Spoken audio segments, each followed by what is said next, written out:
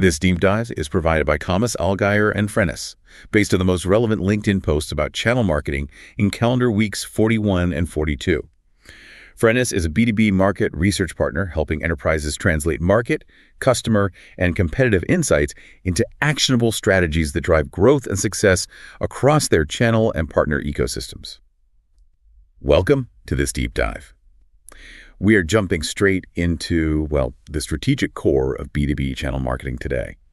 Over the last couple of weeks on LinkedIn, the conversation, it really wasn't just about the usual tactical campaigns. No, it felt deeper, didn't it? Exactly. It was much more about foundational change. We're seeing, I think, a massive shift toward treating partnerships not just as some kind of support function, but really as the core, the fundamental core of the go-to-market motion itself. That's absolutely right. And our mission today really is to cut through all that noise you see on the feed and deliver the operational intelligence that the industry leaders are actually sharing right now. We've basically distilled the content down into, let's say, 4 key operational themes or insights.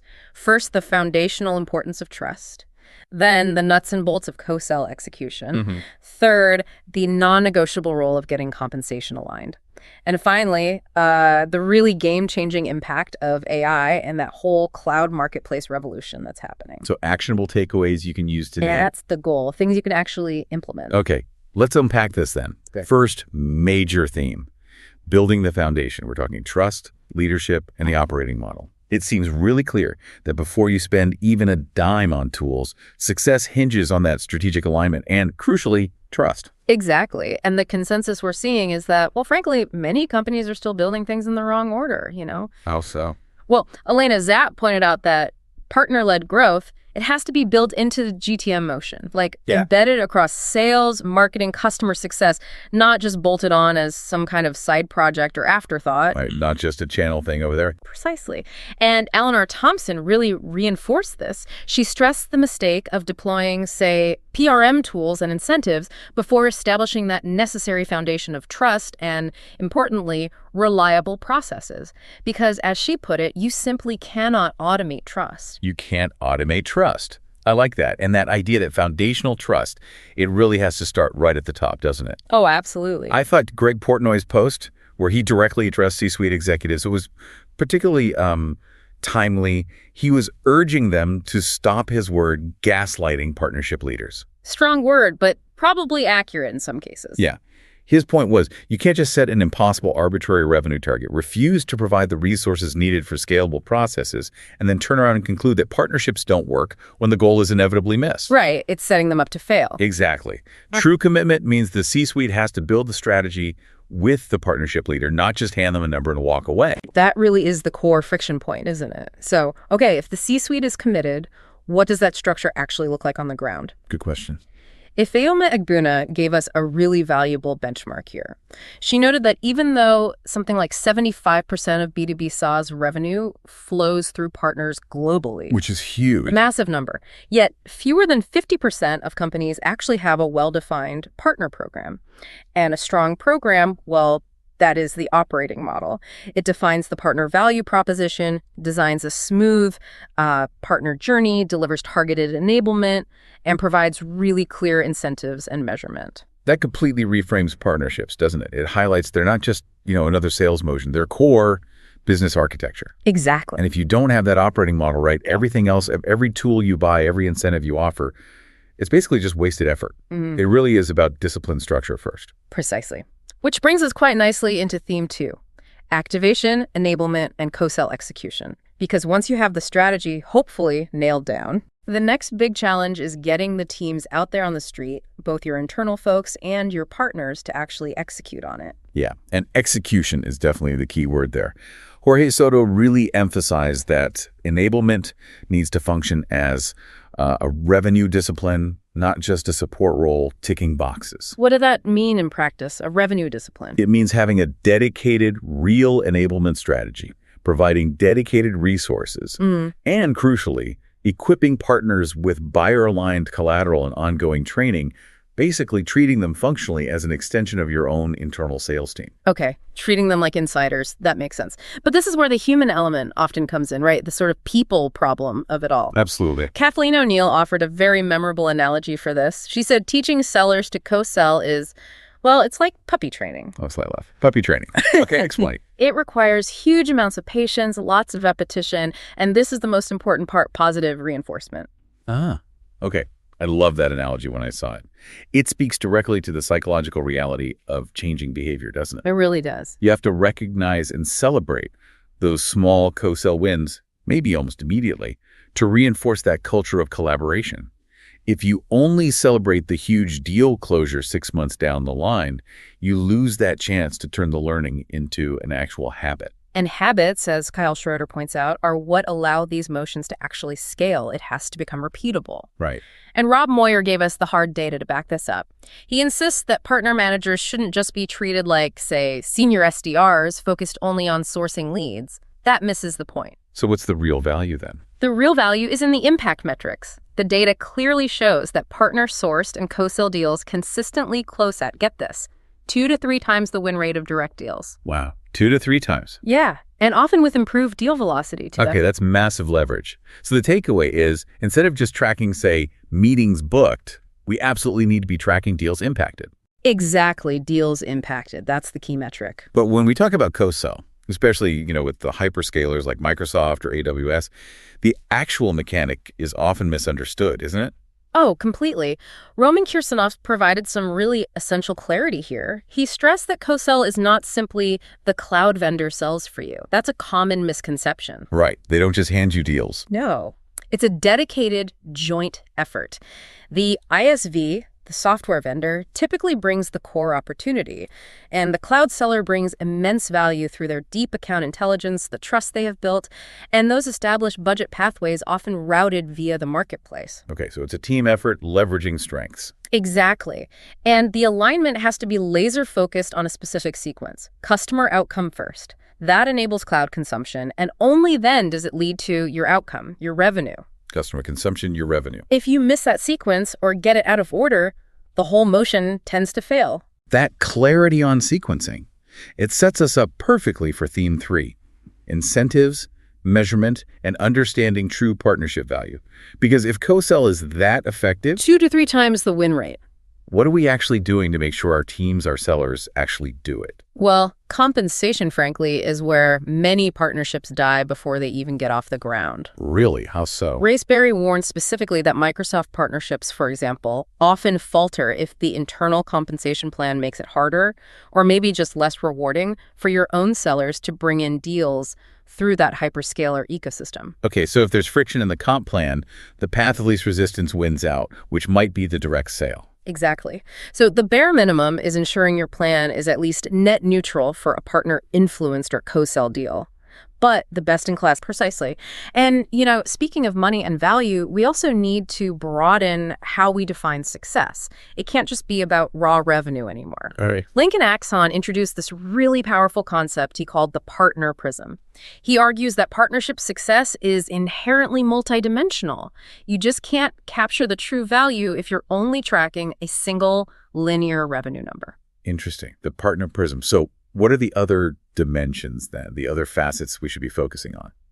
Well, the prism includes metrics like brand reach, how partners extend your visibility, obvious ROI, of course, but also net new customers acquired via partners, value creation, the unique solutions built together, and critically, customer advantage, which often links to retention. Right. Like if you're not tracking customer retention that's driven by a partner, which Bernhard Friedrichs pointed out is often much cheaper than new acquisition, you're missing maybe half the picture. Absolutely. And Friedrichs also suggested we need to stop equating partnerships only with traditional sales channels. We need to start looking at the client's full ecosystem. Think service partners, data partners, other solution partners. So expanding the definition of partner. Exactly. And Asher Matthew even noted that, somewhat surprisingly, basic resell motions seem to be making a comeback. Really? Like Yeah. traditional resell. Yeah, but often coupled now with co-marketing and co-sell plays. Think about pairings like SalesLoft and ZoomInfo. The driver seems to be faster monetization and delivering that bundled value for the end customer more easily. Okay, that makes sense. That shift from just channel to a broader ecosystem view, it completely changes the marketing play, doesn't it? It really does. And programmatic incentives must play a huge role in directing all that ecosystem activity, right? Oh, absolutely. Programmatic incentives are key for steering partner activity towards, say, strategic segments or maybe new product launches. Joe McStravick shared a really tangible example of this. 8x8 announced their Escape to Excellence Dubai incentive. Sounds up. Right. It's for their top EMEA channel partners. It shows how combining experiential rewards with regional specificity can clearly lift participation and conversion rates exactly where you need them most. Very targeted. Okay, that sets us up nicely for our final and maybe most forward-looking theme, the AI and marketplace revolution. Let's start with AI because it feels like it's dramatically shifting the buyer journey itself. It really is. Christina Karstensen raised a critical point here. AI is fundamentally changing how buyers find content, how they get answers. How so? Well, think about it. If your partner content, or even your own content for that matter, isn't seen as a trusted, authoritative source by AI tools like ChatGPT or Copilot, well, then your content basically becomes invisible in this new buyer journey. Wow. So we're moving beyond just traditional SEO, search engine optimization, into maybe what some are calling AEO, answer engine optimization. That's a good way to put it. Answer engine optimization. It's a massive new requirement for partner marketing teams, really for all marketing teams globally. And this whole strategic pivot is happening against the backdrop of, well, just massive platform consolidation, especially around AI infrastructure. It is. It's kind of staggering. Alejandro Cananero defined this compounding strategy that companies really need to master to win now. He talks about moving from product, focusing just on your product, to offering a solution that solves a bigger problem, then evolving that into a platform others can build on, and finally, orchestrating an ecosystem, product/make ecosystem. That progression makes sense. And this is underscored by those huge AI infrastructure alliances that Juhi Saha highlighted. Think about OpenAI collaborating with giants like Broadcom, AMD, NVIDIA, and Oracle's reported $300 billion Stargate initiative. The entire competitive landscape for tech and distribution is being redrawn right now, fundamentally, at the infrastructure level. Incredible scale. And this whole platform to ecosystem movement, it seems like it's pouring rocket fuel on the momentum we're seeing in cloud marketplaces.